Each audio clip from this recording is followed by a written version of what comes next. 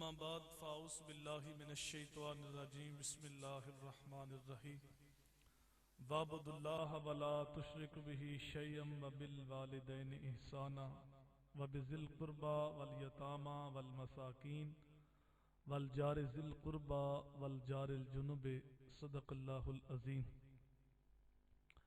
اللہم نوّر قلوبنا بالقرآن وزین اخلاقنا بالقرآن ونجنا من النار بالقرآن وادخلنا فی الجنات بالقرآن۔ قال اللہ تبارک و تعالی فی شان حبیبہ ان اللہ وملائکتہ یصلون علی النبی یا ایہا الذین آمنوا صلوا علیہ وسلموا تسلیما۔ الصلاۃ والسلام علیک یا سیدی یا رسول اللہ وعلا آلک وصحابک وسلم علیک یا حبیب اللہ۔ الصلاۃ والسلام علیک یا سیدی یا نبی اللہ وعلا آلک وصحابک یا سیدی یا نور اللہ۔ حمد و ثناء اور درود و سلام کے بعد معزز سامعین کرام، برادران اسلام، نہایت ہی واجب الاحترام ذی وقار علماء کرام، السلام علیکم ورحمۃ اللہ وبرکاتہ۔ آج کی یہ بابرکت محفل آپ لوگوں نے اپنے آقا و مولا حضور نبی رحمت صلی اللہ علیہ وآلہ وسلم کی بارگاہ میں اپنی عقیدتوں، ارادتوں اور محبتوں کا خراج پیش کرنے کے لیے منعقد کی۔ اللہ تعالیٰ کی بارگاہ میں دعا ہے اللہ تعالیٰ محفل کا لمحہ لمحہ اپنی بارگاہ میں قبول فرمائے۔ میں بالکل اختصار کے ساتھ کچھ باتیں آپ کے گوش گزار کرنی ہیں۔ مالک کی بارگاہ میں ہمیشہ یہ دعا رہی ہے کہ اللہ تعالیٰ میری زبان پہ سچی بات جاری فرمائے اور سچ سن سنا کے مجھے اور آپ کو قابل عمل باتوں پہ عمل کرنے کی توفیق عطا فرمائے۔ اگر آپ سارے تھوڑا تھوڑا سمٹ کے آپ کے آگے جو خالی جگہ نا اس کو پر کر دو تاکہ محفل کا ماحول بن جائے۔ آپ کے آگے جو خالی جگہ نا سارے جسم کو تھوڑی تھوڑی حرکت دے کے نا اس کو پر کر دو۔ آگے وہ جو سارے آپ کے آگے جو خلا اس کو پر کر دو۔ اللہ آپ کو سلامت رکھے، اللہ آپ کو عزت دے، برکت دے۔ جو دائیں بائیں بکھرے بیٹھے ہیں وہ تھوڑے قریب ہو کے سمٹ جائیں۔ ایک تو محفل کا ماحول بن جائے گا، باادب طریقے سے آپ سن پائیں گے، دوسرا سردی بھی کم لگے گی آپ کو۔ تھوڑے تھوڑے قریب ہو جائیں حضرت، آپ بھی تھوڑے آگے ہو جائیں، آگے ہو جائیں حضرت، اللہ آپ کو سلامت رکھے۔ آگے ہو جائیں بیٹا، قریب ہو جائیں۔ ادھر والے احباب بھی تھوڑے تھوڑے آگے ہو جائیں بھائی، اللہ آپ کو سلامت رکھے۔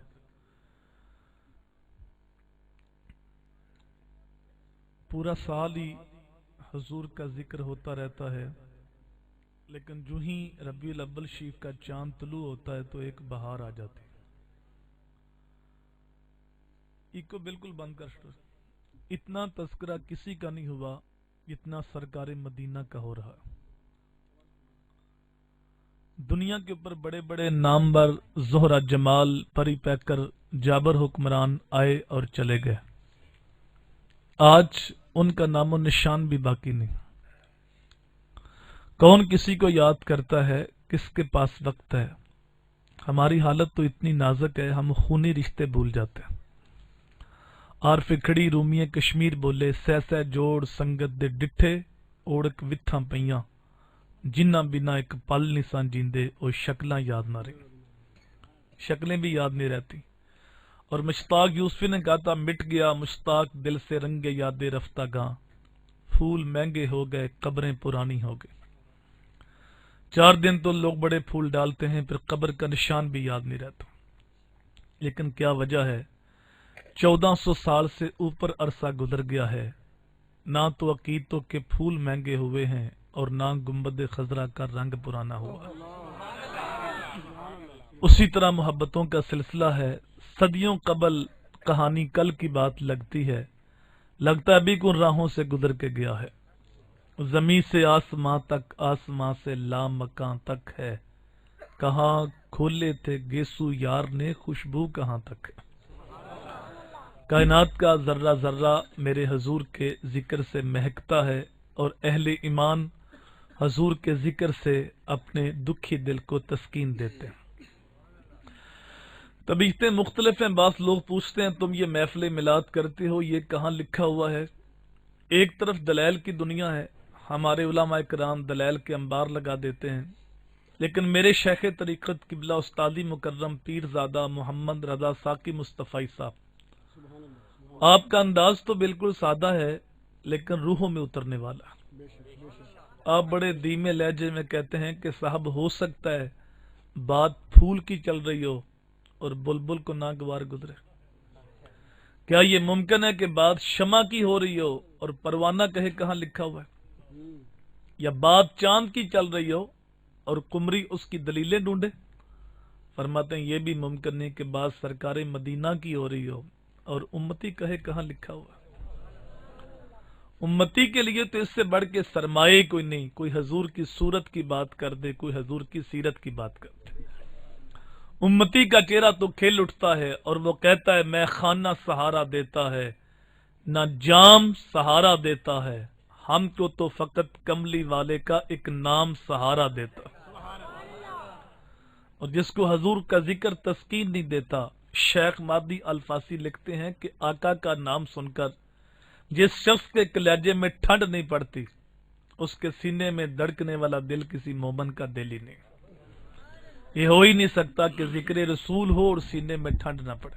सुभान अल्लाह, सुभान अल्लाह। ये अनवर मसूद साहब, ये हैं तो मल्लाहिया शहर, लेकिन जब हजूर की मिदहत में कलम उठाते हैं तो कमाल कर देते हैं।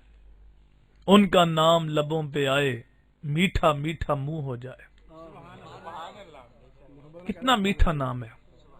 जब किसी के लबों पे हजूर का नाम आता है लगता है मुंह में शहद घुल गया। उनका नाम लबों पे आए, मीठा मीठा मुंह हो जाए। उनके बोल बहारों जैसे और असहाब सितारों जैसे। उनसा प्यारा और ना कोई, उनसे बिछड़ के लकड़ी रोई। जब वो सैर को जाया करते सर पे बादल साया करते। और शानों के मालिक है, जब उनका तस्करा नूर छिड़ता है माहौल में खुशबू फैल जाती। तो ये अमल खलफ सलफ के अंदर बड़ा महबूब रहा कि वो मिल बैठ के हजूर की आमद के तस्करे करते आए। मुहद्दिस इब्न जोज़ी अलैहिर्रहमा, ये आज से तकरीबन 800 साल पहले हुए, ये लिखते हैं जहां एक मरतबा महफिल मिलाद हो पूरा साल वहां रहमत बरसती रहती है। बहुत सारी आफतें मुसीबतें जो उस घर का रुख कर चुकी होती हैं, महफिल मिलाद की बरकत से अपना रास्ता तब्दील कर लेती।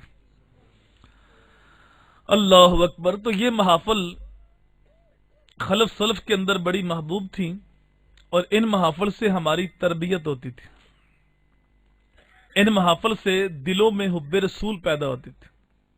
इन महाफिल से हम दीन सीखते थे। लेकिन बदनसीबी कह लें कि कुछ अशरों से ये महाफिल वक्ती ज़ौक और नारों तक और दावों तक महदूद होगी। घर जाने के लिए हमारे पास कुछ भी पल्ले नहीं होता। हम जब महफिल नात में होते हैं तो अपने आप को आशिक रसूल भी कहते हैं, अपने आप को अली का मलंग भी पेश करते हैं, अपने आप को हुसैन का जल्ला भी पेश करते हैं और अपने आप को गुलामी रसूल में मौत भी कबूल का दावा भी करते हैं। ये दावे इतने बड़े बड़े, भाई हर दावा दलील से मजबूत होता है। अगर दलील कमजोर हो तो आदमी मुकदमा हार जाता है। अब आपकी तवज्जो चाहूंगा मैं। दावा यह है कि गुलामी रसूल में मौत भी, बोलिए जरा, गुलामी रसूल में मौत भी, फिर बोलिए, गुलामी रसूल में मौत भी, ये हमारा दावा है। और दलील इतनी कमजोर है कि गुलामी रसूल में 5 वक्त की नमाज भी कबूल नहीं। मोबाइल की तरफ बेल बंद कर लें थोड़ी देर के लिए, तवज्जो ताकि पूरी हो सके महफिल की तरह। मेरी ये आरज़ू नहीं कि आप एक हाथ खड़ा करें या दूसरा हाथ खड़ा करें या सीने से आवाज आए या आप सुभान अल्लाह कहें, कहें ना कहें ये आपकी मर्जी। असर करे ना करे सुन तो ले मेरी फरियाद, नहीं है दात का तालब ये बंदा आजाद। मुझे सिर्फ आपकी तवज्जो चाहिए ताकि मैं कुछ बातें आप तक पहुंचा सकूं। दावा इतना बड़ा है कि गुलामी रसूल में मौत कबूल है और दलील इतनी कमजोर है कि 5 वक्त नमाज भी कबूल। अब बताओ मुझे, موت آسان ہے یا 5 وقت کی نماز آسان ہے؟ بولیے، نماز آسان ہے، تو جو آسان کام ہے وہی قبول نہیں، تو موت کیسے قبول ہوگی؟ اعلی حضرت کی موجودگی میں ایک بندے نے نعت شریف پڑھی، تو نعت شریف کا مفہوم مدینہ شریف جانے کے حوالے سے تھا۔ تو آپ نے پوچھا بھائی مدینے جانا چاہتے ہو یا بس نعت ہی پڑھ رہے ہو؟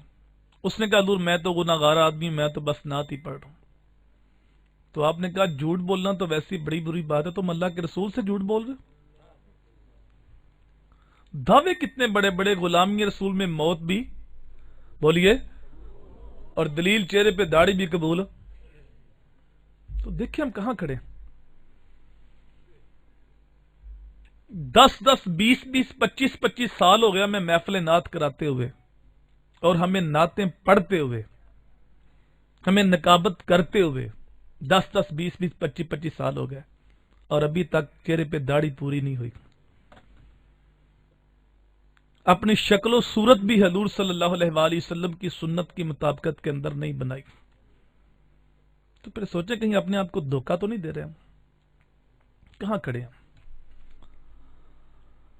محفل نعت چل رہی ہوتی ہے، ایک پکا علی کا ملنگ اٹھتا ہے، تو کہتا ہے 2 شعر علی کی منقبت کے ہو جائیں ذرا، تو پھر علی علی کر کے پوری مجلس جھوم جاتی ہے۔ لفظ علی نہیں ہے، لفظ علی ہے، تو سارے کہتے علی علی ہیں۔ علی پاک کی منقبت کے شعر ہوں، لیکن ساتھ بھائی ابو بکر کی منقبت کے بھی ہوں۔ میرے حضور نے فرمایا میرے اوپر جس جس نے احسان کیا میں نے اس کے احسان کا بدلہ دے دیا، لیکن ابو بکر ایک ایسا جوان ہے جس کے احسان کا بدلہ قیامت کو اللہ ہی پورا فرمائے گا۔ یہ حدیث بھی کبھی نقیب محفل نے سنائی؟ یہ تو سنایا نا، من کن تو مولا فہد علی المولا، یہ حضور کا فرمان ہے، اس میں کوئی شک نہیں۔ جس نبی کا یہ فرمان ہے من کن تو مولا فہد علی المولا، اسی نبی کا یہ فرمان ہے میرے اوپر جس جس نے احسان کیا میں نے اس کے احسان کا بدلہ دے دیا، چاہے وہ علی ہیں، چاہے وہ عمر ہیں، چاہے عثمان ہیں، چاہے کوئی اور صحابی۔ لیکن ابو بکر ایک ایسا شخص ہے جس کے احسان کا بدلہ قیامت کو اللہ ہی پورا فرمائے گا۔ علی پاک کی منقبت کے اشعار ہوں، لیکن ساتھ حضرت عمر کی منقبت کے بھی ہوں۔ میرے حضور نے فرمایا لو کانا بادی نبی لکانا عمر، میرے بعد نبوت کا دروازہ بند ہے، اگر میرے بعد کو نبی ہوتا تو عمر فاروق ہوتا۔ یہ وہ بزرگ صحابی ہیں جن کو اللہ سے حضور نے مانگ کے لیا ہے۔ علماء فرماتے ہیں ہر صحابی حضور کا مرید ہے، اور عمر فاروق حضور کی مراد ہے۔ علی پاک کی منقبت کے اشعار ہوں، لیکن ساتھ عثمان غنی کی منقبت کے بھی ہوں۔ یہ وہ بزرگ صحابی ہیں جن کے نکاح میں میرے نبی کی 2 صاحبزادیاں، جب پہلی صاحبزادی انتقال کر گئی تو حضور نے دوسری بیٹی کا نکاح پڑھا، اور ساتھ فرمایا لو کانا ان دی میا تو بناتن لزوجتک یا عثمان، اے عثمان اگر خدا محمد کو 100 بیٹیاں عطا کرتا اور وہ تیرے نکاح میں جاتی اور فوت ہوتی جاتی، میں 100 کی 100 تیرے نکاح میں دیتا۔ یہ وہ بزرگ صحابی ہیں جن کے بارے حضور نے فرمایا کہ عثمان وہ جوان ہے جس سے اللہ کے فرشتے بھی حیا کرتے ہیں، تو جو عثمان کا بھی حیا نہ کرے اس سے بڑا بے حیا زمانے کے اندر ہو ہی کوئی نہیں سکتا۔ ہمارے سٹیجوں کے اوپر رافضیت پھیلائی جا رہی ہوتی ہے، اور ہم علی کے ملنگ بن کے بیٹھے ہوتے ہیں، ہم نوٹ پھینک رہے ہوتے ہیں اور اپنے آپ کو علی کا ملنگ ظاہر کر رہے ہوتے ہیں۔ کبھی یہ بھی پوچھا کہ علی پاک کی تعلیمات کیا تھی؟ علی پاک کی ایک نماز قضا ہوئی تھی، علی پاک کی بولیے ایک نماز قضا ہوئی تھی، پھر کیا ہوا تھا بلا؟ سورج، یہ معجزہ ہمیں یاد ہے کہ سورج واپس آیا، لیکن اس سے پہلے بھی کچھ ہوا تھا۔ وہ کیا ہوا تھا کہ علی پاک کی آنکھوں میں آنسو آ گیا تھا، رو پڑے تھے۔ اگر تم علی کے محب ہو تو علی نماز کا محب ہے۔ ایک نماز قضا ہوئی تھی۔ اب دیکھنا یہ ہے کہ روئے کیوں تھے یار؟ حضور کے لیے کلا ہوئی تھی، حضور کا سر انور گود میں تھا، رب کو کہ میں یوتی رسول فقد اطاع اللہ، جس نے رسول کی اطاعت کی اس نے اللہ کی اطاعت کی، تو اللہ اور اس کے رسول کی اطاعت میں کلا ہوئی تھی، تو کلا پڑھ لیتے، روئے کیوں تھے؟ میرے بھائی روئے اس لیے تھے کہ علی کبھی کلا ہوئی نہیں تھی، علی نے کبھی کلا پڑھی نہیں تھی، کہ پہلا موقع تھا کلا ہوئی تو رو پڑے۔ پھر حضور نے سورج کو واپس پلٹایا، علی نے اس دن بھی کلا نہیں پڑھی، اس دن بھی ادا ہی پڑھی۔ اور ہم علی کے محب ہیں، ہم غلامی رسول کے دعوے کرتے ہیں، ہم عاشق رسول ہیں، لیکن عشاء کا حال یہ ہے کہ عشاء کی نماز پڑھ کے نہیں آتے اور فجر جا کے نہیں پڑھتے۔ محفل نعت میں جب آتے ہیں تو ہماری کوشش ہوتی ہے کہ عشاء کی نماز ہو جائے، بعد میں جائیں گے، پھر ساری رات محفل چلتی رہی، 12 1 2 بج گئے، صبح پکے نمازی بھی غائب ہوں گے۔ سوچ کے بتاؤ اللہ کے نبی راضی ہوں گے؟ نماز تو اتنی محبوب تھی حضور کو، جب نماز کا وقت ہوتا یہ نہ کہتے اذان کہو، بلکہ فرماتے ارہنا یا بلال، ارہنا یا بلال، بلال اٹھو ہمارے دل کو راحت پہنچاتا۔ اذان ہو تو میرے حضور کے دل کو راحت پہنچتی ہے، اور امتی نماز پڑھے تو نبی کی آنکھیں ٹھنڈی ہوتی۔ یار وہ کیسا عاشق ہے جو 5 وقت نماز پڑھ کے علی کی آنکھیں بھی ٹھنڈی نہیں کرتا۔ ابھی نعت خاں حضرت امام حسین کی منقبت پڑھ رہا تھا تو سارے علی کے جلے بن کے بیٹھے تھے، نوٹ پھینک رہے تھے۔ حضرت عثمان کے جلے، حضرت امام حسین کے جلے بنے ہوئے تھے سارے۔ کبھی دیکھا کہ امام حسین کا سر انور سجدے میں کاٹا گیا تھا؟ برستے تیروں کے اندر بھی حسین نے نماز نہیں چھوڑی۔ ہم دیکھیں ہم کتنی پڑھتے ہیں، ہم جلے بننے کے دعوے کرتے ہیں، حسین کے جلے ہیں، نماز کے قریب نہیں جاتے۔ ہم سمجھتے ہیں کہ سال کے بعد ایک محفل کرا لی، 2 اشعار پڑھ لیے، 2 دیگیں پکا دی، 2 نوٹ پھینک دیے، حسین کے نعرے مار دیے تو بس جلے بن گئے، پورا سال چھٹی۔ ایسے نہیں میرے بھائی۔ جب 30 لوگ شہید ہو گئے، امام حسین نے زہیر ابن کئی کو بھیجا جو جھنڈا بردار تھا کہ شمر سے کو جنگ روک، ہم نے نماز پڑھنی۔ مجھے بتاؤ اگر اس وقت نماز نہ پڑھتے تو ان کی عظمت میں کیا کمی آنی تھی؟ یہ جنت کے جوانوں کے سردار ہیں، اور فیصلہ کس نے کیا ہے؟ رب نے۔ بیٹا خاموشی اختیار کرو، باتیں نہیں کرتے بیٹا، فیصلہ رب نے کیا ہے۔ اور رب کی شان کیا ہے؟ لا تبدیل لکلمت اللہ، اللہ کی باتیں تبدیل، جو اللہ فیصلہ کر لیتا اس کو بدلتا نہیں۔ یہ جنت کے جوانوں کے سردار ہیں، بچپن میں فیصلہ ہو چکا ہے۔ اب اگر وہ نماز نہ پڑھتے تو ان کی عظمت میں کوئی کمی نہیں آنی تھی، انہیں کوئی فرق نہیں پڑنا تھا، لیکن ہمیں تو فرق پڑنا تھا نا۔ ہمیں پیغام ادھورا پہنچتا، ہمیں امام نے پیغام پہنچانا تھا کہ زیر خنجر بھی یہ پیغام سنایا ہم نے۔ اور وہ بدبخت کہتا شمر کہ تم نماز کیوں پڑھتے ہو، تمہاری تو نماز ہی نہیں ہوتی۔ اب امام صاحب نے یہ نہیں کہا کہ مشکل وقت آیا لڑو شہید ہو جو نماز چھوڑ دو، یہ نہیں کہا، بلکہ فرمایا آدھے ان کے سامنے جنگ کرو اور آدھے صفے بنا کے نماز پڑھو۔ یہ پیغام میرے لیے تھا میرے بھائی، یہ پیغام آپ کے لیے تھا، یہ پیغام حسین کے جلوں کے لیے تھا، یہ حسین کی سبیلے لگانے والے، حسین کے نام کی دیگیں پکانے والوں کے لیے اس پیغام تھا کہ حسین کو ماننے والوں دیکھو حسین اس حال کے اندر بھی نماز نہیں چھوڑتا۔ اور جب اپنی باری آئی، آپ کے جسم کے اوپر 33 زخم تلواروں کے تھے، 34 زخم نیزوں کے تھے، اور 121 سوراخ تیروں کے تھے، لیکن جب گھوڑے سے فرش زمین پہ آئے، دیکھا نماز کا وقت ہے، تو آتے ہی میرے امام نے اپنا سر سجدے میں رکھ دیا۔ کربل کی تپتی ہوئی ریت کے اوپر میرے امام نے پیشانی رکھی اور اللہ کی بارگاہ میں عرض کی اللہم صبرن علی بلائکا رضن بقضائکا تسلیما لامرکا سبحان ربی الاعلی۔ مالک دیکھ، جو تیرا حکم تھا میں نے پورا کیا، جو ازمائش ہے اس پہ میں نے صبر کیا، میں تو گھر کا گھر کٹا کے تیرے اوپر راضی ہوں، تو بتا تو بھی حسین پہ راضی ہوا کہ نہیں؟ آواز اس پیاسے پر علی شیر خدا کو ناز ہے، اس نواسے پر محمد مصطفیٰ کو ناز ہے، سجدے اوروں نے کیے پر اس کا عجب انداز ہے، اس نے وہ سجدہ کیا جس پر خدا کو ناز ہے۔ بیٹا سیدھے ہو کے بیٹھو، اب بھائی ادھر ہو کے بیٹھو، کیوں بار بار اس کو تنگ کرتا ہے؟ تو ہم حسین کے ماننے والے ہیں لیکن نماز کے قریب نہیں جاتے۔ میں دیکھتا ہوں نوجوانوں کو 11-12 کی درمیانی شب کو نوجوان جاگتے ہیں، چراغاں کرتے ہیں، جھنڈے لگاتے ہیں، اپنے ہاتھوں سے نالیاں بھی صاف کرتے ہیں۔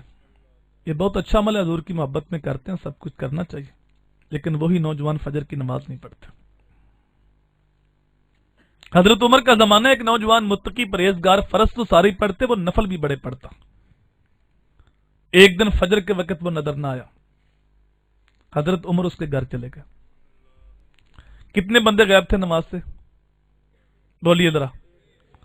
یہ محافل صرف کانوں کا چسکا نہیں ہوتا، یہ وقتی ذوق نہیں ہوتا، یہاں سے ہم نے اپنے اندر اترنا ہوتا ہے، یہاں سے ہم نے کچھ سیکھنا ہوتا ہے، یہاں سے ہماری تربیت ہونی ہوتی ہے۔ وہ کہا تھا نا اقبال نے، اپنے من میں ڈوب کر پاجا سراغ زندگی، میرا نہیں بنتا نہ بن، اپنا تو بن۔ ایک بندہ غائب تھا، اس کے گھر چلے گئے۔ میں بھی دیکھوں، آپ بھی دیکھیں، اگر اللہ نے مجھے 5 وقت نماز کی توفیق دی ہے تو کبھی میں نے اپنے بھائی سے پوچھا کہ بھائی آپ نماز پڑھنے کیوں نہیں آئے؟ کبھی میں نے اپنے بیٹے سے کہا بیٹا آپ نماز کیوں نہیں پڑھتے؟ کبھی بیٹے نے اپنے باپ کے آگے ہاتھ جوڑے کہ ابو جی آپ نماز پڑھنے کیوں نہیں آئے؟ وہاں تو ایک بندہ غائب تھا، آپ اس کے گھر چلے گئے۔ اللہ اکبر۔ دروازے کو دستک دی، ان کی والدہ باہر آئی۔ یہ گھر جانے والا ہے کون؟ آدھی دنیا کا بادشاہ، مسجد نبی کا امام و خطیب ہے۔ دروازے کو دستک دی تو ان کی والدہ باہر۔ کہا بیٹا مسجد میں نہیں آیا؟ کہا ساری رات وہ نفل پڑھتا رہے، تو اب وہ سو گیا تو میں نے جگایا نہیں۔ تو آپ نے کہا میرے نزدیک ساری رات نفل پڑھنے سے بہتر تھا کہ ساری رات آرام سے سوتا اور فجر کی نماز جماعت کے ساتھ پڑھتا، کیونکہ میرے حضور نے فرمایا جس نے عشاء کی نماز جماعت کے ساتھ پڑھی اس نے آدھی رات قیام کیا، اور جس نے ساتھ فجر بھی جماعت کے ساتھ پڑھی اس نے پوری رات قیام کیا۔ 2 نمازیں جماعت کے ساتھ پڑھ لو، ساری رات آرام سے سوئے رہو، پوری رات عبادت کا ثواب ہوتا ہے۔ لیکن میں حیران ہوں، ایسے عاشق پہ بیزار بھی ہوں کہ 12 ربیع الاول کو بھی نا جلوس لے کے مسجد کے پاس سے گزر گئے تھے اور نعرہ لگا رہے تھے غلامی رسول میں موت بھی قبول ہے۔ اندر زور کی جماعت ہو رہی تھی، موت قبول ہے لیکن نماز قبول نہیں۔ اگر واقعی موت قبول ہوتی تو آپ نے ہم سے سوال تو کرتا، یار جب نماز کے لیے کعبۃ اللہ کا طواف روک سکتا ہے تو میرا جلوس نہیں روک سکتا؟ دیکھو نماز کتنی اہم ہے کہ 24 گھنٹوں میں کعبے کا طواف 1 منٹ بھی نہیں رکتا، لیکن جب نماز کا وقت ہوتا ہے تو کعبے کا طواف بھی رک جاتا ہے۔ یار جب کعبے کا طواف رک سکتا ہے تو میرا کاروبار نہیں رک سکتا، پھر میرا جلوس نہیں رک سکتا، پھر باقی کام بعد میں ہوں گے، نماز پہلے ہوگی۔ یہ جو میلاد ہے یہ عربی کا لفظ ہے، اور اردو والے کہتے ہیں یوم پیدائش، اور انگلش والے کہتے ہیں برتھ ڈے، اور آج کل یہ رواج بھی ہے۔ تو جب کسی کی برتھ ڈے پہ جاتے ہو تو کوئی بلائے تو جاتے ہیں یا اپنے آپ بھاگ جاتے ہو؟ بولیے۔ تو آج تم حضور کی برتھ ڈے پہ آئے ہو، حضور نے بلایا تو آئے نا۔ محبوب کی محفل کو محبوب آتے ہیں وہی جس کو۔ تو جب کسی کی برتھ ڈے پہ جاتے ہو تو خالی ہاتھ جاتے ہو، کوئی تحفہ لے کے جاتے ہو؟ کبھی خالی ہاتھ تو نہیں گئے؟ تحفہ کون سا؟ جو اس کو پسند ہو، جو اس کے مزاج کی چیز ہو۔ یار اوروں کو تحفے پیش کرتے ہو، آج تو میرے نبی کی برتھ ڈے پہ آئے ہو، کوئی تحفہ حضور کو بھی تو پیش کرو نا۔ کرنا ہے کہ نہیں کرنا؟ بتاؤ کون خوش نصیب جو میرے نبی کی بارگاہ میں تحفہ پیش کرے گا؟ سارے کریں گے انشاءاللہ۔ تحفہ کون سا جو میرے نبی کو پسند ہے؟ آقا جی آپ کو کیا پسند ہے؟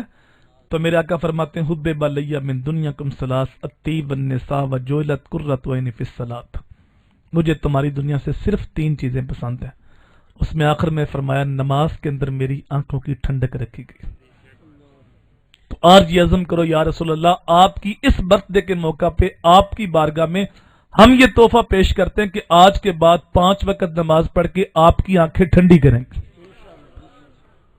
اچھا اگر آپ پہلے پڑھتے ہیں، آج نیت کر لیے تو ایک نیت اور کر لو کہ اگر ہمارے گھر میں محلے بستی میں کوئی بے نمازی ہے ہم اس کو دعوت دیں گے۔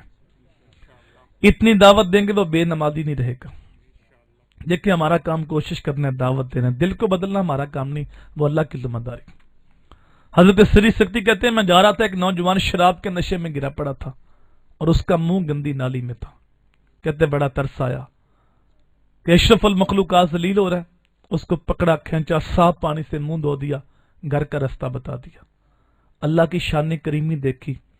جب میں صبح تہجد پڑھنے کے لیے گیا تو وہ شرابی مجھ سے پہلے نماز پڑھ رہا. باری تعالیٰ یہ تو مشہور شرابی، دن کو میں نے منہ دھویا، گھر کا رستہ بتایا، ہاتھ سے آواز آئی اے میرے بندے تو نے اس کا منہ دھو دیا تھا، میں نے اس کا دل دھو دیا تھا. اب لیں کسی کو وضو کرا کے رب کی بارگاہ میں دعا کر دے، مالک یہ میرا بھائی ہے، میرا دوست ہے، میرا ہمسایہ ہے، اس کو جہنم کی آگ سے بچا لے. ہو سکتا ہے اللہ اس کے دل کی دنیا بدلتا. تو ہمارا کام کوشش کرنا ہے. یہ صرف محافر سے کچھ یار سیکھیں، کچھ تربیت ہو ہماری، بدلیں اپنے آپ کو. یہ بات سمجھتے ہیں کہ ہم 4 نوٹ پھینک دی تو عاشق رسول بن گئے. اور پھر دیکھو پڑھنے والوں کا عشق بھی دیکھو، نوٹ پھینکنے والوں کا عشق بھی دیکھو. خدمت اور چیز ہے اور چھٹے مارنے اور چیز ہے. خدمت کا میں انکار نہیں کر رہا.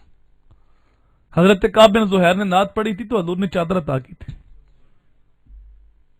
خدمت کریں اور نعت خانوں کی علماء کی کریں. میرے حضور نے فرمایا من آن عالمن او متعلمن بقلم منقط او بقرطاس فکأن من الکعبۃ 70 مرہ.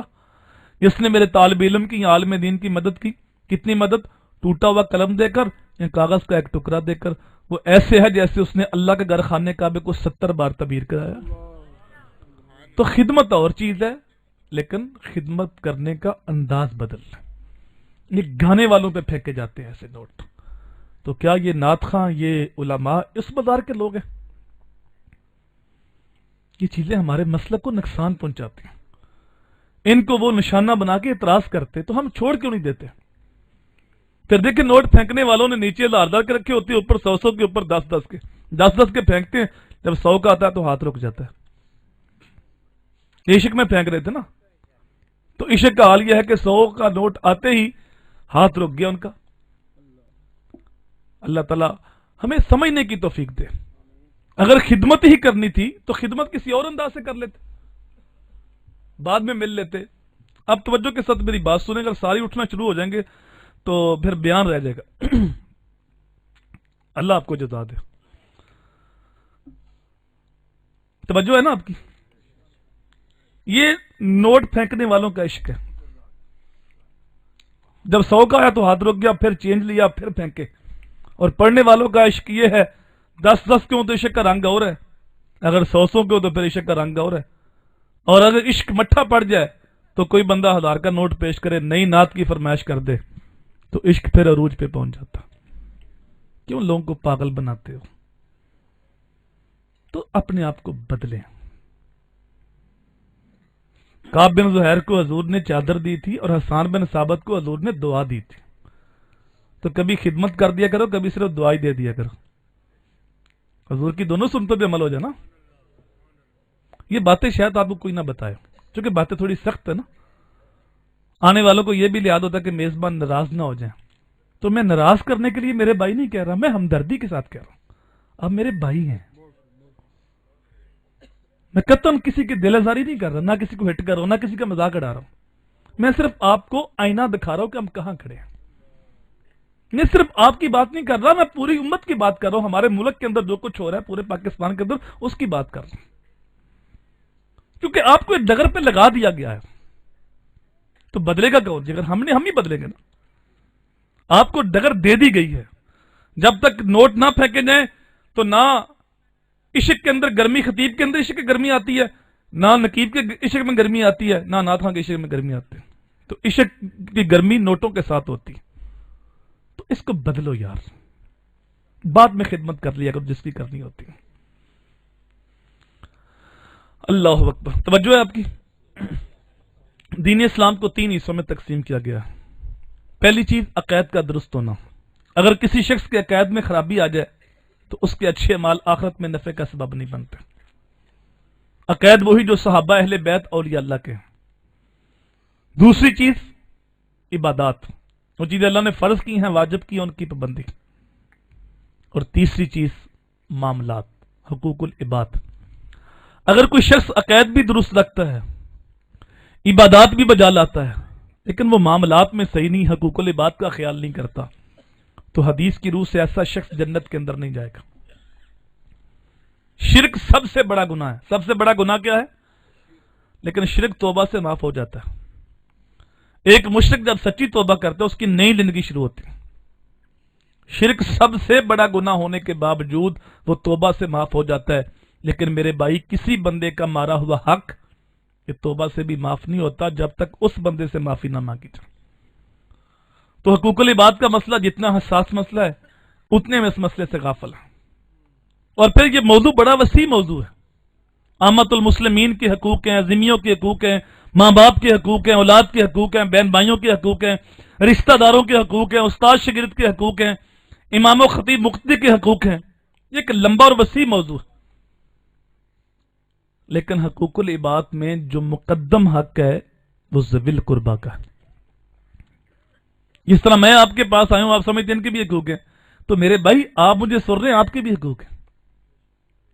اگر مجھے ممبر دیا گیا ہے تو قیامت کو پوچھا جانا ہے کہ تو نے کان پہ ہاتھ رکھ کے سوری کھینچی تھی یا قوم کو کچھ دیا بھی تھا.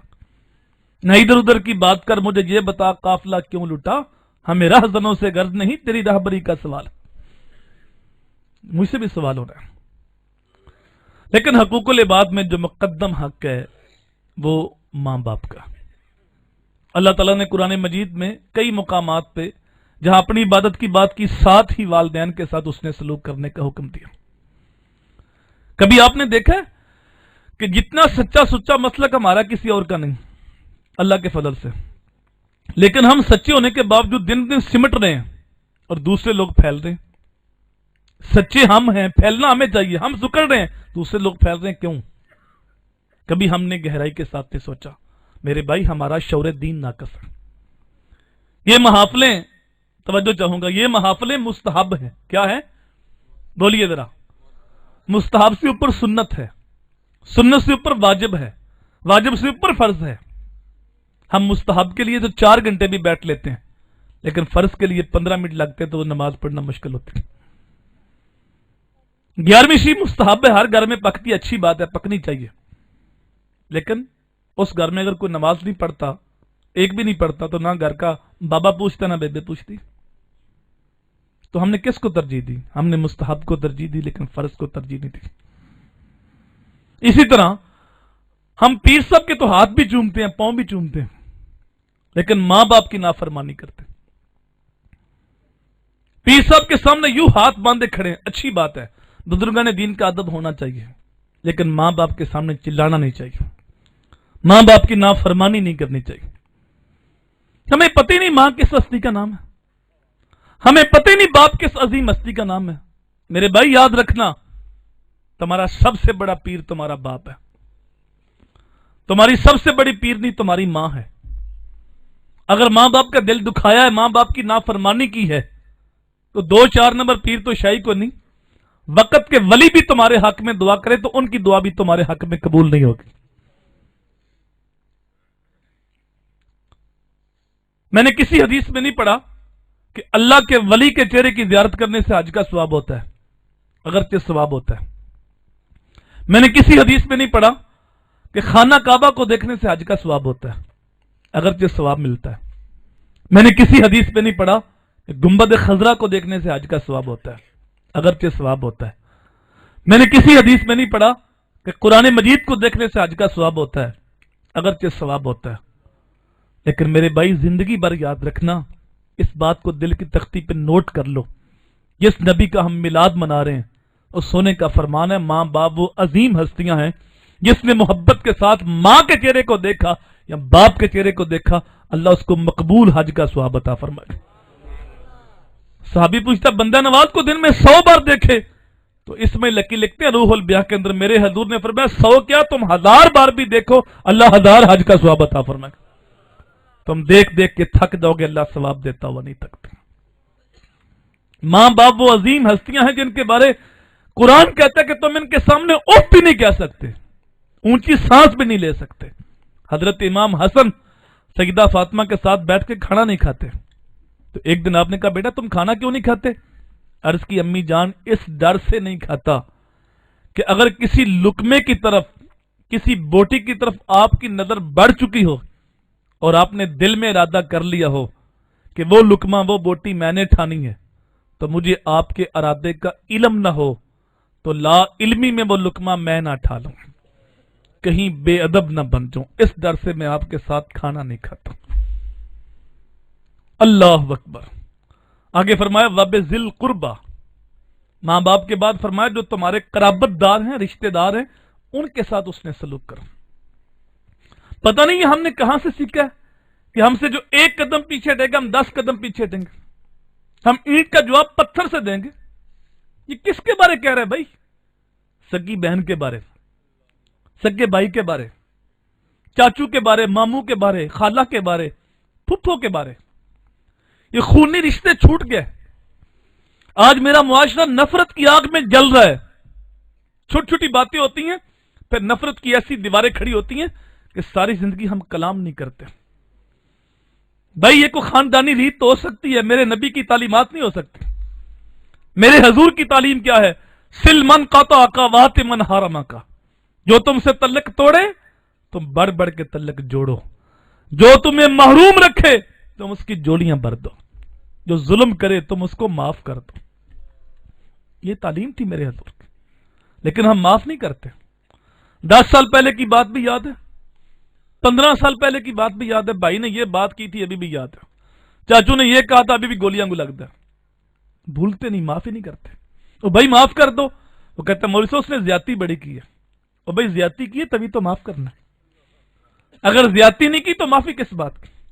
اچھا کتنی زیادتی کر لی ہوگی؟ تیری زیادتی زیادہ ہے جو زیادتی کفار مکہ نے میرے حضور کے ساتھ کی تھی۔ رستے میں گڑے نہیں کھدے، کانٹے نہیں بچھے، نہ موافق حالات کے جکڑ، نکتہ چینی کی آندیاں، بہتان تلاشیاں۔ یار حضور نے مکہ چھوڑ دیا۔ اگر یہ کہا جائے کہ صحابہ کی تعداد تھوڑی تھی، جوابی کاروائی نہیں ہو سکتی، طاقت نہیں تھی، اگر اس بات کو مان لیا جائے تو جب فتح مکہ ہوا تھا اس وقت تو ساری طاقت حضور کے پاس تھی۔ 10,000 صحابہ کو ساتھ لے کے میرے نبی شان و شوکت کے ساتھ مکے میں داخل ہوئے، اور کفار مکہ تھر تھر کانپ رہے تھے کہ آج تو ہماری گردنیں کٹ جائیں گی، ہمیں تو پیس دیا جائے گا، ہمیں تو کاٹ دیا جائے گا جو سلوک ہم نے کیا تھا۔ لیکن میرے نبی نے کمال مہربانی کرتے فرمایا لا تثریب علیکم اليوم اذهبوا وانتم الطلقاء، جاؤ چلے جاؤ، میں نے سب کو معاف کر دیا۔ ان کی آنکھوں میں آنسو تھے، لبوں پہ حضور کا کلمہ تھا۔ کچھ ان کے خلق نے کر لی، کچھ ان کے کردار نے کر لی، مسخر ساری دنیا شاہ ابرار نے کر لی۔ کچھ لوگ طبیعت کے سخت ہوتے ہیں، انہیں کوئی نہ کوئی سہارا چاہیے، وہ کہتے ہیں واسطی جو بندہ سچا ہوتا ہے وہ کڑوا ہوتا ہے، اس لیے ہم سچے ہیں ہم کڑوے، پھر ساری زندگی وہ زبان سے زہر ہی اگلتے رہتے ہیں۔ حالانکہ یہ ضابطہ ہی غلط ہے، جو سچا ہوتا ہے وہ کڑوا ہوتا ہے، اس لیے کہ میرے نبی سے بڑھ کے زمانے میں سچا کوئی نہیں، اور میرے نبی سے بڑھ کے زمانے میں میٹھا کوئی نہیں۔ سچے اتنے ہیں جو مانتے ہیں وہ بھی صادق اور امین کہتے ہیں، اور جو نہیں مانتے وہ بھی صادق اور امین کہتے ہیں، اور میٹھے اتنے ہیں کہ دشمن بھی تعریف کرتا ہے۔ آگے فرمایا وَبِذِی الْقُرْبَى وَالْیَتَامَى وَالْمَسَاکِین، یتیموں کے ساتھ، مسکینوں کے ساتھ اس نے سلوک کرو۔ وہ معاشرے کے پسے ہوئے لوگ جو گمنام ہیں، انہیں زمانہ جانتا نہیں، وہ جو نانے شبینہ کو ترستے ہیں، جن کے پاس علاج کے لیے پیسے نہیں، دوائی نہیں خرید سکتے، جو یتیم بچے اپنی پڑھائی جاری نہیں رکھ سکتے، ان کو ڈھونڈو، ان کو تلاش کرو، ان کے سر پہ شفقت سے ہاتھ رکھ۔ ایک تو یہ میلاد ہے جو آپ نے منایا ہے، اور ایک میلاد کا طریقہ اور بتا رہا ہوں۔ ان دنوں میں دیکھو ہمارے رشتہ داروں میں کون غریب ہے، ہمارے دوستوں میں، محلے داروں میں کون ایسا غریب مسکین یتیم ہے، ان کے نام کی فہرست بناؤ، جتنی اللہ نے تمہیں طاقت دی ہے، استطاعت دی ہے، ان کے لیے کوئی پیکج تیار کرو، کھانے کا راشن ہو، پہننے کا لباس ہو، بچوں کے کھلونے ہوں، بچیوں کی چوڑیاں ہوں، نقدی پیسے اس کے اندر رکھو، اور اس کے اوپر لکھ دو جشن عید میلاد النبی آپ کو مبارک ہو۔ تو رات کی تاریکی میں اس غریب کے گھر دے ہو، میلاد والا نبی آپ پہ بڑا ہی راضی ہوگا۔ ایسے بھی حضور کا میلاد منایا جا سکتا۔ میرے حضور نے فرمایا جس نے یتیم کے سر پہ شفقت سے ہاتھ پھیرا، جتنے بال ہاتھ کے نیچے اللہ اتنی ہی نیکیاں عطا فرمائے. آنا وقاتل یتیم فی الجنت ہاکذا، فرمایا میں اور یتیم کی کفالت کرنے والا جنت میں ایسے مل کے جائیں گے جس طرح دو انگلیاں ملی ہوتی. میرے بھائی صرف دعوے نہ کرو، صرف نعرے نہ مارو، عملی طور پہ حضور کے غلام بنو. میلاد کے پیغام کو بھی سمجھو کہ میلاد کا پیغام کیا ہے. صرف نعروں تک محدود نہ ہو جاؤ، اپنے آپ کو بدلو. والجار ذی القربى والجار الجنب، فرمایا جو قریب کا ہمسایہ ہے یا دور کا ہمسایہ، ان کے ساتھ بھی اس نے سلوک کرا. اگر میرے گھر کے اوپر چراغاں ہے اور میرا ہمسایہ بھوکا ہے تو اللہ کا نبی راضی نہیں ہوگا. توجہ، میرے حضور نے 3 قسمیں اٹھائیں. اللہ کی قسم وہ شخص مومن نہیں، اللہ کی قسم وہ شخص مومن نہیں، اللہ کی قسم وہ شخص مومن نہیں. صحابہ نے پوچھا آقا کون؟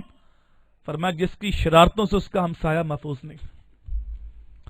فرمایا جو خود تو پیٹ بھر کے سوتا ہے اور اس کا ہمسایہ بھوکا ہے اور اس کو پتہ ہے وہ بھوکا ہے. حضور نے فرمایا اس بندے کا میرے اوپر ایمان ہی نہیں، وہ مجھے مانتا ہی نہیں. حضور نے ایک دن صحابہ سے پوچھا صحابہ جانتے ہو ہمسایہ کے حقوق کیا ہیں؟ پھر خود ہی میرے حضور نے ارشاد فرمایا ہمسایہ بیمار ہو اس کی تیمارداری کرو، اسے غم پہنچے اظہار تعزیت کرو، خوشی پہنچے اس کو مبارک دے کے آؤ، قرضہ مانگنے آئے اسے قرضہ دے دو، فوت ہو جائے جنازے کے ساتھ جاؤ، تمہاری دیوار میں لکڑی ٹھوکنا چاہے اس کو منع نہ کرو، اپنے مکان کی دیوار ہمسائے کے مکان سے اونچی نہ کرو کہیں اس کی ہوا نہ رک جائے. اور بڑا قیمتی جملہ حضور نے پورا معاشرہ ایک جملے میں بند کر دیا. فرمایا اپنے گوشت کی خوشبو سے ہمسائے کو تکلیف نہ دو. اگر تم نے گوشت پکایا ہے تو اس کے اندر پانی اور ڈالو اور ایک پیالی اس کے گھر میں بیچ دو، اور اگر نہیں بیچ سکتے پھر چپکے سے پکاؤ. پھل لاتے ہو اس کے گھر میں بیچو، نہیں بیچ سکتے پھل بھی چھپاؤ اس کے چھلکے بھی چھپاؤ. یہ تعلیم تھی میرے حضور کی جس کو آج ہم بھول گئے. ہم نے صرف نعرے مارے ہیں، ہم نے صرف دعوے کیے ہیں، حضور کی زندگی پہ عمل نہیں کیا، حضور کی تعلیمات نہیں دیکھی ہم نے. امیر آدمی اپنے بیٹے کی شادی کرتے لاکھ روپے کی آتش بازی چلتی، نوٹوں کو آگ لگتی، پوری رات بستی والوں کو سونے نہیں دیتا، بوڑھے تڑپتے ہیں، بیمار سسکتے ہیں، لیکن اس نے اپنی خوشیوں کے حصار میں رہنا ہے. اس نے کہا لوگوں سے داد لینی ہے، لوگ تذکرے کریں گے چیمہ صاحب نے، چٹھا صاحب نے، خان صاحب نے، ملک صاحب نے حد کر دی. لیکن اس بات کو بھول گیا میری گلی کے اندر وہ غریب بھی بستا ہے جس کی جوان بچیاں اپنے باپ کی دہلیز پہ بیٹھی بوڑھی ہو رہی ہیں.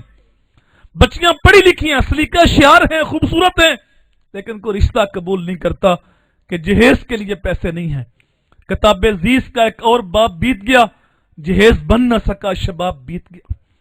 تارا ٹوٹتا سب نے دیکھا، یہ نہ دیکھا ایک نے بھی کس کی آنکھ سے آنسو ٹپکا، کس کا سہارا چھوٹ گیا.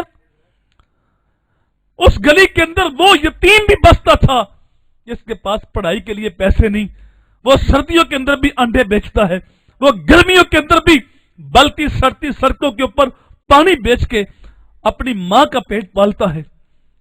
اس گلی کے اندر وہ غریب بھی بستا تھا جس کے پاس دوائی کے لیے پیسے نہیں تھے، لیکن اس کو سارے بھول گئے. کیا یہ اچھا ہوتا رات کی تاریکی میں ان کے پاس پہنچتا اور انہیں کہتا میں فضول خرچی کر کے شیطان کا بھائی نہیں بن سکتا، تم میرے بھائی ہو، میری طرف سے تحفہ رکھ لو، اپنا علاج کراؤ، اپنی پڑھائی جاری رکھو، اپنی بچیوں کی شادی کرو. وہ تو خوش ہوتا ہی، لیکن اللہ بھی خوش ہوتا، اللہ کا رسول بھی خوش ہوتا.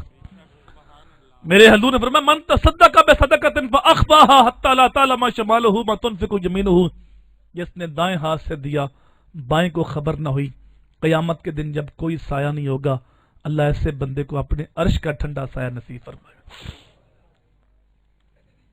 میرے بھائی یہ باتیں تو ایسی ہیں کہ رات بیت جائے ختم نہ ہوں.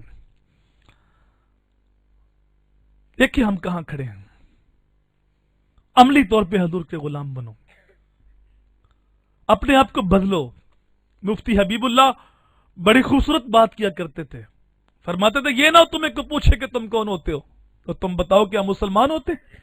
فرمایا نہ کسی کو پوچھنا پڑے نہ کسی کو بتانا پڑے، تمہاری وضاقتہ شکل و صورت کردار و افعال ایسے ہوں، تم دور سے آ رہے ہو لوگ دیکھ کے پہچان جائیں وہ دیکھو حضور کا غلام آ رہا، نور آنکھوں میں تو چہرے پہ اجالے ہوں گے، مصطفیٰ والوں کے انداز نرالے ہوں گے۔ آج دنیا میں بھی ان کے دم سے مقدر چمکا، میشر کو بھی ہم ان کی رحمت کے حوالے ہوں گے۔ میرے بھائی، میں نے آپ کو کوئی لچھے دار بات نہیں سنائی، میں نے ایک بھولا ہوا سبق یاد کرایا۔ میں بھی چاہتا لچھے دار باتیں سناتا، تم نعرے مارتے، نوٹ کن ہوتے، لیکن مجھے اس بات سے کوئی غرض نہیں۔ میں ایک لمبا سفر کر کے آپ تک پہنچا ہوں، میرا ضمیر مطمئن ہے، میں نے آپ کو دین دیا ہے، میں نے آپ کی تربیت کی ہے، میں نے بھولا ہوا سبق یاد کرایا۔ قیامت کے دن میزان کے اوپر جو سب سے بھاری وزن ہوگا نا، وہ تیرا حسن اخلاق ہے، وہ تیرے میٹھے بول ہیں، وہ کسی ٹوٹے ہوئے دل کو جوڑنا ہے، کسی دکھی کے کام آنا ہے، کسی کے دل کی ڈارس بندانا ہے۔ یہ حدیث تو آپ نے سنی ہوگی کہ جو مرنے والے کو 40 قدم کندھا دے، میت کو قبرستان رکھنے سے پہلے پہلے اس کے سارے صغیرہ گناہ معاف کر دیے جاتے ہیں۔ تو یار جو کسی مردے کا سہارا بنے، اللہ اس پہ کرم کرتا ہے۔ جو 40 قدم مردے کو کندھا دے، اس کے گناہ معاف ہوتے ہیں۔ تو جو کسی حضور کے زندہ امتی کا سہارا بن جائے، جو کسی زندہ امتی کا بوجھ اٹھا لے، اللہ اس پہ کتنا کرم فرمائے گا۔ تو وہ حضور کی امت کے دکھ بانٹو، حضور کی امت کے ساتھ پیار کرو۔ یہی پیغام ہے، گرد و عالم میں تجھے مقصود گر آرام ہے، ان کا دامن تھام لو جن کا محمد نام ہے مسے خام تو اس طرح سے کندن کر لو، دل کو یاد شاہ کونین کا مسکن کر لو، سبز گنبد سے یوں تعلق بناؤ نادش، روح بھی اپنی ہرے رنگ سے روغن کر لو۔ لمبا بیان اس لیے بھی مناسب نہیں ہے کہ اب پونے 12 تو ہو گئے ہیں، تو اگر 1 بج گیا 2 بج گیا، صبح فجر کی نماز نکل گئی تو اللہ کے نبی راضی نہیں ہوں گے۔ فرض کی اہمیت اپنی ہے، واجب کی اپنی ہے، سنت کی اپنی ہے، مستحب کی اپنی ہے۔ تو جو کوئی کہا سنا، اللہ کی بارگاہ میں دعا، اللہ اس پہ عمل کی توفیق دیتا، اللہ ہمیں حضور صلی اللہ علیہ وآلہ وسلم کے ساتھ وفا کرنے کی توفیق دیتے۔ تو رسول کریم صلی اللہ علیہ وآلہ وسلم نے جو ہمیں دین دیا، ہم وہ دین سیکھیں، اس پہ عمل کریں، اور ان محافل کو تربیت کا ذریعہ بنائیں۔ مجھے بھائی کہہ رہے تھے کہ 2 سال ہو گیا ہم آپ کا ٹائم مانگ رہے ہیں، اور 2 سال کے بعد ٹائم ملا ہے، تو میں اگر اتنے انتظار کے بعد آیا اور اتنا لمبا سفر کیا تو میں ادھر ادھر کی باتیں کر کے چلا جاتا تو حق ادا نہ ہوتا۔ لیکن میں نے آپ کو بتایا کہ دین 3 باتوں کے مجموعے کا نام ہے: اچھے عقائد، چونکہ عقائد کا نام ایمان ہے، اور اچھے اعمال۔ قرآن مجید میں ایمان کے بعد عامل صالحات کی بات کی گئی۔ تیسرا، حسن اخلاق، اچھے اخلاق۔ اگر اچھے اخلاق نہ ہوں تو قیامت کے دن پکڑے جائیں گے۔ اللہ کی بارگاہ میں دعا ہے، اللہ یہ تینوں خوبیاں ہمارے اندر پیدا کر دے، اور ہم سب کو حضور کے ساتھ وفا کرنے کی توفیق دے۔ اقبال کی شاعری کا جوس نکالو تو یہی شعر سامنے آتا ہے کہ محمد سے وفا تو نے تو ہم تیرے ہیں، یہ جہاں چیز ہے کیا لوح و قلم تیرے۔ اللہ کی بارگاہ میں دعا ہے، اللہ عمل کی توفیق دے۔ کدھر گئے وہ بھائی جنہوں نے منقبت کے شعر پڑھنے تھے؟ کدھر ہے وہ نقیب محفل جو بتا رہا تھا کچھ اور کی باتیں کر رہا تھا؟ یہ ہمارا حال ہے۔ وہ آئے اور ادھر ادھر کی سنائی، آپ کو گرمایا اور چلے گئے۔ نہ ہم بھی دیوانے لوگ ہیں، اللہ کی بارگاہ میں دعا، اللہ ہمیں بدلنے کی۔ یہ ان لوگوں کو ہم پروموٹ کرتے ہیں، ہم بلاتے ہیں، ہم ان کو کہتے ہیں کہ یہ کرو جی، یہ سناؤ جی، پھر اوپر نوٹ پھینکتے ہیں۔ کوئی اور تو انہیں مجبور تو نہیں کرتا، کوئی ہم کرتے ہیں مجبور۔ تو میرے خیال میں جو کچھ کہا کو سمجھ آیا کہ نہیں آیا؟ اللہ عمل کی توفیق دے۔